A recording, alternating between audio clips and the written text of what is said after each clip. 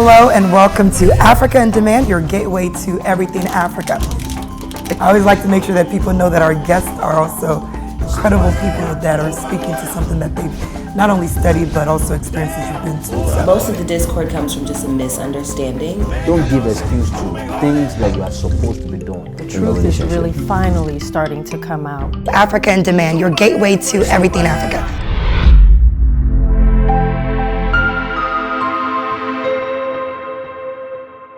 Hello and welcome to Africa in Demand, your gateway to everything Africa. I'm your host, BC, and today I'm super excited to have my guest with me from season 15 of The Voice. Funsho is joining us in the studio today. Funsho, welcome. Hey, happy to be here. I'm so happy to have you on the show. Now you just finished the first, your first run with The Voice, season 15, and I know you've been really busy. There's been a lot going on. But I kind of want to go into just what made you decide to audition for The Voice? Well, I've been, performing, recording, and releasing music for many years now. And just as an independent artist, just on the grind, you're just kind of looking for opportunities to get as much exposure as possible. And so I've auditioned for The Voice on several occasions throughout the years and just haven't really gotten the opportunity to get on that actual blind audition stage. Run? No, this wasn't my first run. Okay. But this time, they actually reached out to me because I had been putting out covers on social media and on YouTube. And I guess one of their casting people saw it, and they reached out to me and asked me to come out for an audition in New York. Oh, wow. And then from there, I just kept moving up in the whole audition process until I ended up on the blind auditions. On the blind auditions. Yeah. You know what's funny is, and I don't know if you remember this, but I met you, I want to say it might have been like 2 years ago, and you performed for, I believe it's your cousin or sister-in-law. She had a fashion show, and you performed during the segment. I remember, because I was there with my sister, and I remember saying, wow, his voice is amazing. And I kind of was trying to make a beeline to you to give you my card, because I actually always wanted you to come on the show. And so when I saw you on The Voice, I said, I know that guy. And I kept going, he looks so familiar. And then through social media, I connected the dots, and sure enough, it was you. So it's great to know that, you did take such an amazing voice and go all the way to The Voice. So you got a call, and they now said they wanted you to come on. What was your first thought? I was excited. I was excited, but I've learned to manage my expectations in the music industry. So I kind of just was like, let's see where this goes. I was happy because I had done this before. This wasn't the first time they called me either, because there was a time where they called me for an audition, and I went and I didn't make it. So I was just like, let me go. I'm gonna, give it my all, and if it works out, great. If not, then I just got to keep pushing. So that's kind of where I was at. I was like, I'm just gonna do it and manage my expectations, and then next thing I know, I wake up and I'm, at the live playoffs. I'm like, what? So it's a process. I mean, some of the things you're sharing, most people don't know that it's not just like you get a call, you go and you get in. And you're in front So of Adam Levine. yeah, right, exactly, in front of Adam Levine, which we all love, of course. But this was a process for you, and you said you've been singing for a while. Is this something that, we saw your story, your family's all here and the support, and it seems like you had a lot of support from them. Did that make a difference for you in just continuing to keep pushing even after you had tried before and you didn't get it? Was that important to you? Definitely. My mom has always been someone who's been in my corner from day one. And so just wanting to make her feel like she was supporting something that actually became a reality, and became fruitful. Now, does she sing? That pushed me. She does sing. She is a talented singer. But that kind of motivated me to be like, I got to do this just so it's like, it's all worthwhile, So, and my father, he's been always supportive of, anything that'll get me towards success. Mm-hmm. But he never really fully understood the music journey until things started to sort of manifest. And then after that, he was just like, wait a minute, there might be something to this, and then that's the moment that you see on TV at the blind auditions. Yeah. That was his moment of like, okay. He had the look, yeah. You had a few people with you. Who all went with you? My sister was with me, my mom, my father, and my friend. Okay, yeah. That's awesome. I know, so now we're there. Where you're on this journey.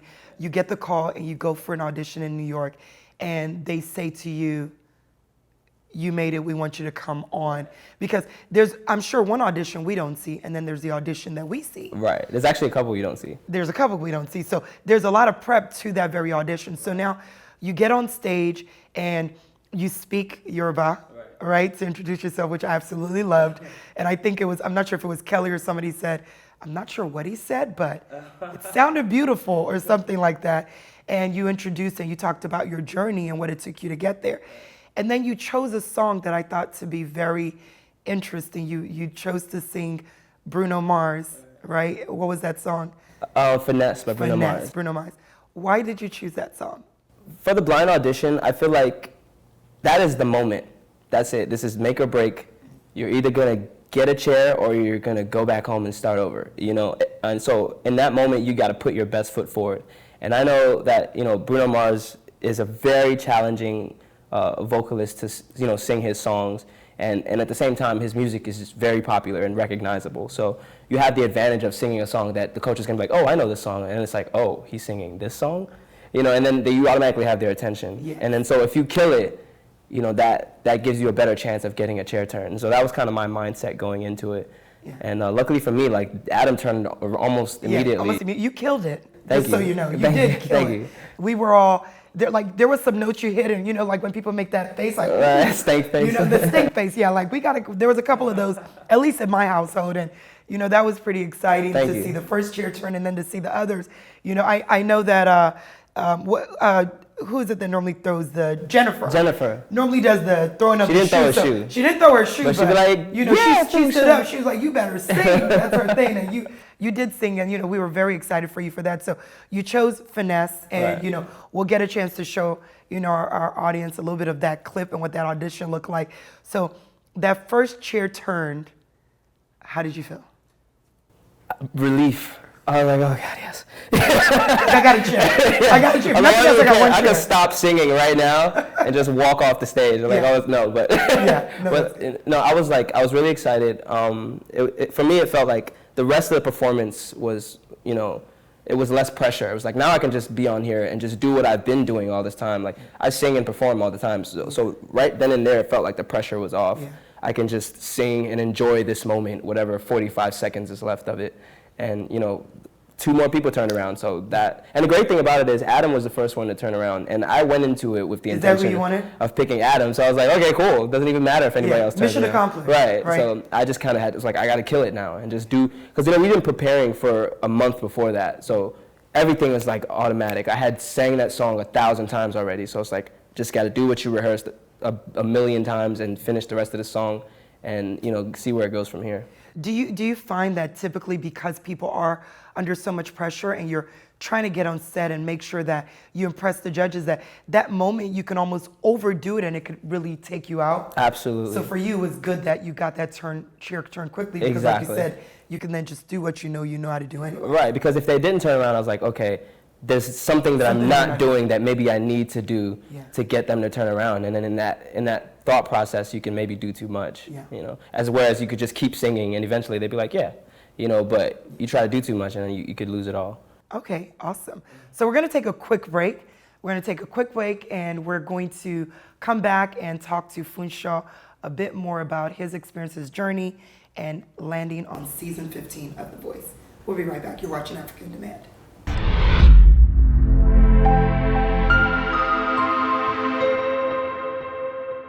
All right, who do you pick as your coach, my friend?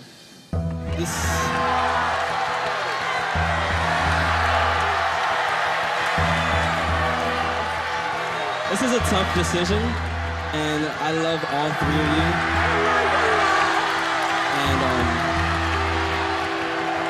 But I'm gonna have to pick Adam.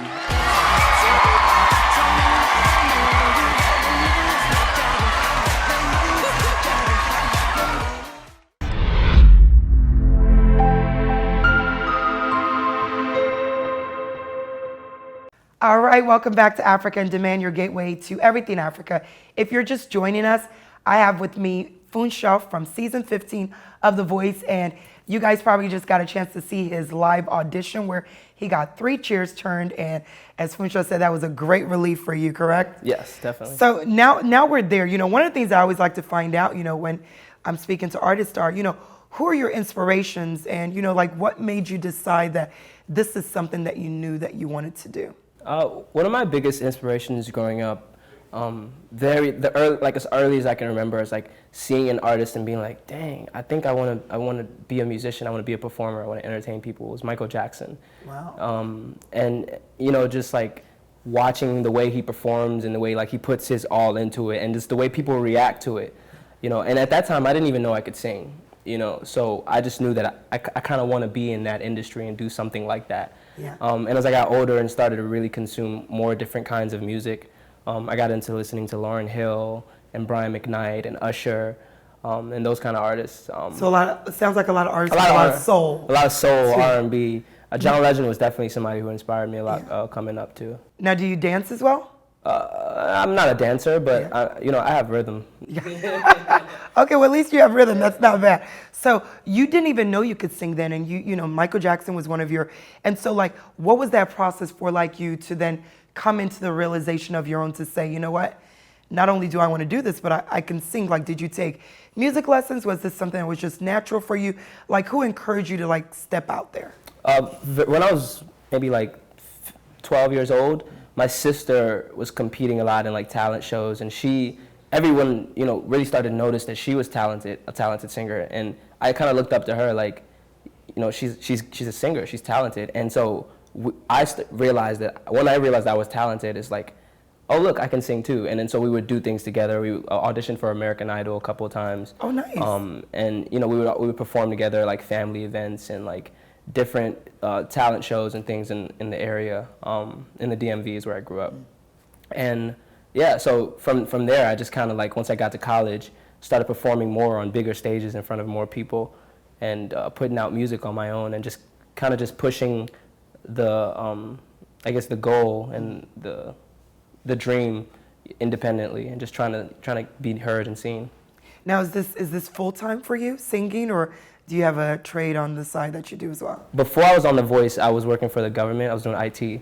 Okay. But after The Voice, now with all this exposure, I hardly have any time to like have a 9-to-5 job. So it's full time for me now. Well, that's good. That's good. Yeah, that's progress. So for people that don't know, you're from Nigeria. Yes. Right. And your family came here. You told your story on The Voice as well. And for you coming here, obviously, to where there's a lot of opportunities, you said you studied IT and then eventually into music. You talked about your experience with your mom always being the person to push you, and your dad kind of really didn't really get it. Right. So what was the moment where you felt he got in it? What was that conversation like after?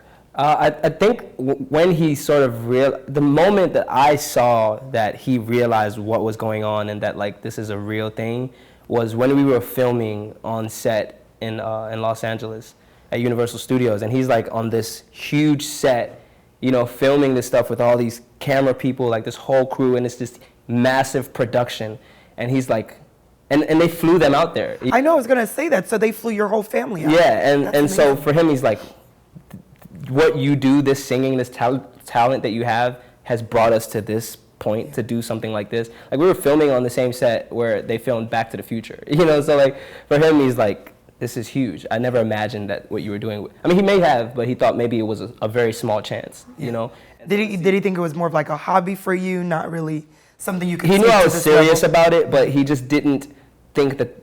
He just thought it was improbable, and it is. It's hard to make it in the music industry. Yeah. So he just didn't.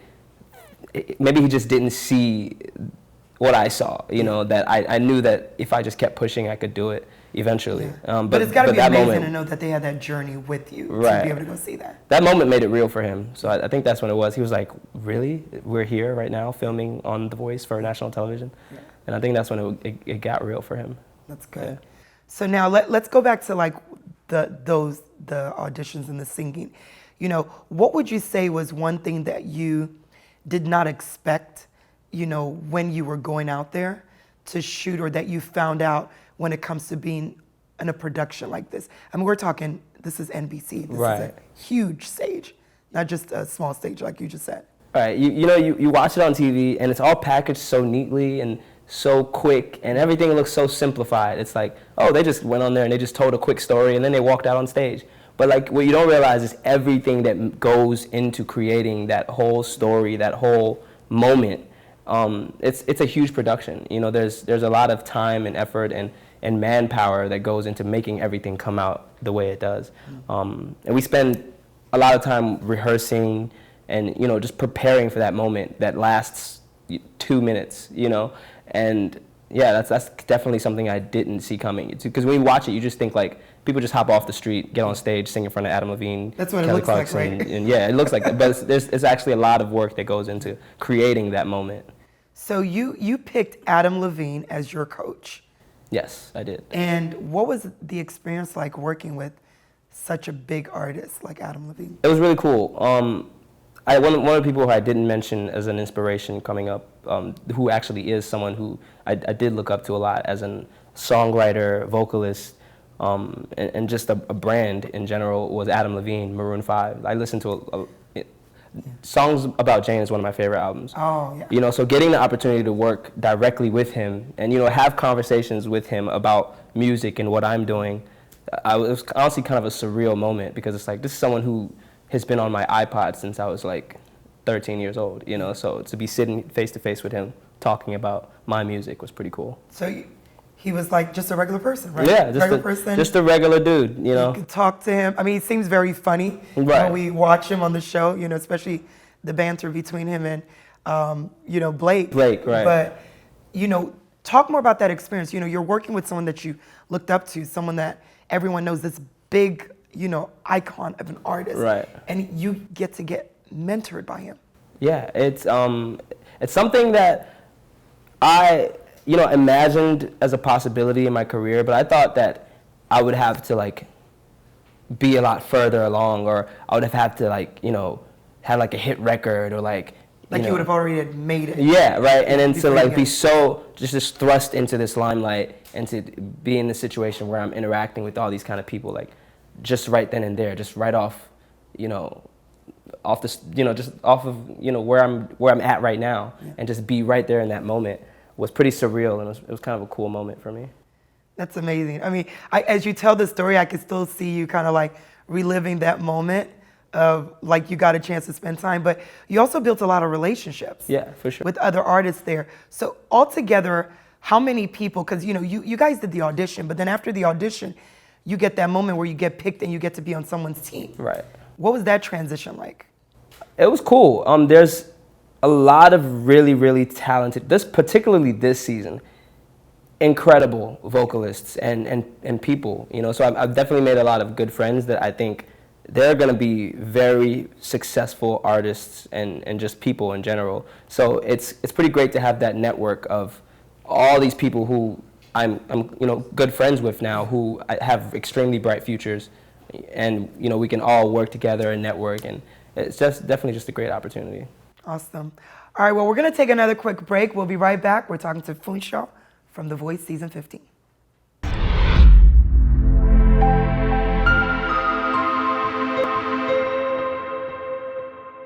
Welcome back to Africa in Demand, your gateway to everything Africa. Again, if you're just joining us, or if you've been watching, I've been sitting here speaking with the amazing Funsho from The Voice. I mean, just learning your story has been really amazing. Now, of course, you know, I want to ask you a lot more. You know, you're in the DMV, so we're really excited that you're here locally. But since The Voice, how has life changed for you, and what has really happened? What's one thing that you could say you've taken away from there that has taught you how to move forward with your career?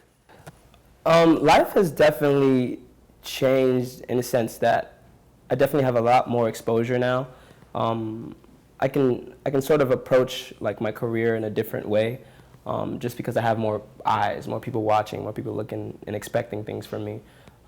There's been a lot of amazing opportunities that have surfaced since then. Like I've been to Nigeria and opened up for Wande Cole. You know, I've been on radio in Nigeria, and just like a lot of great opportunities. And the greatest thing that I think I've probably taken out of this is I now understand how much support that I have from the African community.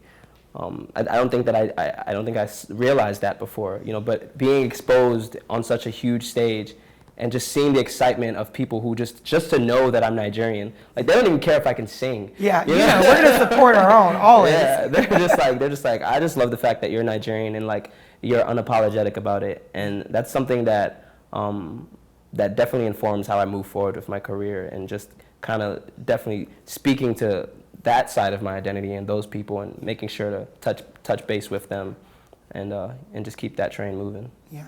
I think that it's very commendable that you did go on The Voice and you did speak your language. It showed that you were proud of who you are and your culture, because one of the things that I find is sometimes people don't want to expose that part, and you don't realize how much people embrace you if you don't identify with who you are, your grassroots. So kudos to you on that. So you went home, you worked with Wande Cole, a fan and a favorite here also of Africa in Demand. Who are some of the people that you want to work with, across the board, that you would like to work with, or that you have plans to work with, since all of this? Yeah, I would love to work with, just from this experience, like I said, the exposure and the way I've been embraced by the African community. I would definitely love to work with some African artists like Wizkid, Davido, Banky Wellington. Yeah.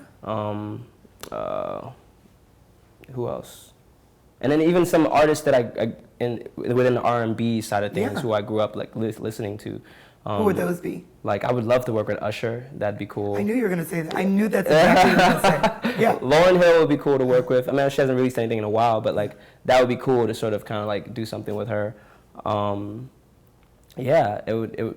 Drake. I know that's not R&B, but that's definitely one of the Got people a I would little love to feel. work with. Yeah, right. Okay. So yeah, that would That's be cool. awesome. So what are you working on right now? Like what's your style? Do you write as well, or are you more of I know you play an instrument, because I did see you playing the guitar. Yes. Do you play any other instruments? I play guitar. I mess around on a few other instruments, but mainly just guitar and bass guitar. Okay. Yeah. Nice. So is there anything in particular that you're working on right now that we should be kind of keeping our ears and eyes open for? I am working on an EP that drops very soon. Okay. And I have a single coming out also really, really soon. Okay, good.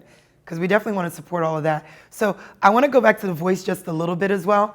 So you now got a chance to sing with DeAndre. Yes. Another favorite. And you guys took it back. Like, this was a moment for me. That was fun. I'm dating myself now, but New Edition. You guys sang that, and you guys killed it. Thank you. So you get paired up, and you guys work together. What is it like, because you're a solo artist, and even though you've been working with your sister, you now are paired up with another artist, and you guys have very different ranges, but you sang that song, and you just really did an excellent job. I think people were standing up. Thank you. Definitely Jennifer, I saw her doing her, y'all better sing, and all of that, but what was that like? That's her thing. How do you speak to, some of the people you did get a chance to sing with?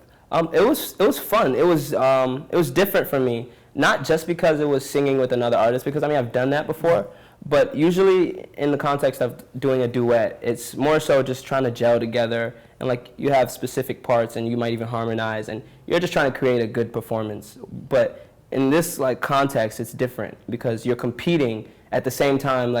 You're not trying to focus so much on competing that it's not even an aesthetically pleasing performance. Yes. So it was just sort of a balancing act of trying to create something that sounds and feels good and feels natural and feels like two people that are working together to create a song that sounds good, but at the same time to show what your strengths are, why you should win this battle. Yeah. And so that was kind of the interesting part about that battle. And I think for us as audience, that's exactly what we saw. It was almost like you guys sang so beautifully together that it didn't seem like a battle. It seemed like a performance, like a real show where we're watching two artists who are just performing for us. And it's not until you guys stop singing where we're like, we got to choose oh gosh, now. we got to choose. and in my mind, I kept going, there's no way. I literally could say, I don't know who won that one. And that's for me because you both did so well, but we all know that there has to be Right. a winner. And I know for Adam, that was a very difficult thing to do. It took him a minute. He was just like, who should I go with? And we're at home, my daughter and I, who loves you, and we're biting our nails oh my gosh, it was so good. They both did so well. What's going to happen? And then Adam had to pick. Right. And he says, DeAndre. DeAndre won this round. But you could tell that it was painful for him because you both really did win that round. Right. But then, how was that for you when you heard that at that moment? Going into the battle, like, we talked about it, me and DeAndre, we were like, the best case scenario for this is one of us loses and the other one gets stolen. So all we can do is like really just both kill it. And like once we're done, we want to know that like there's no way that the rest of these coaches are going to let whoever lost this battle go home. And that's kind of like how we went into it with that intention. That's good. And so like afterwards, I didn't know if anybody had steals left, but I was hoping that I knew I did the best that I could.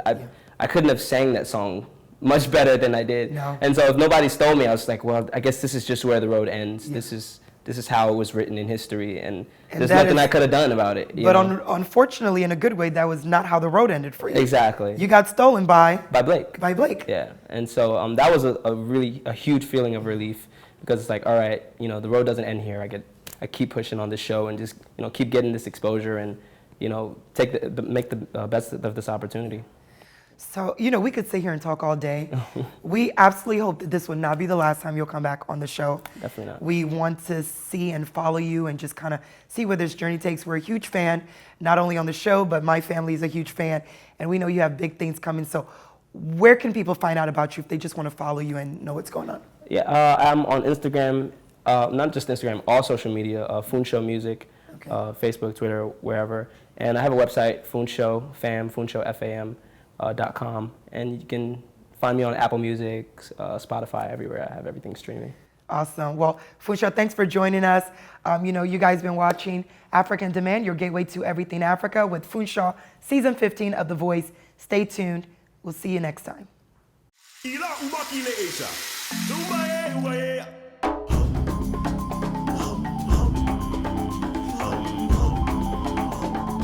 Zumba, yeah.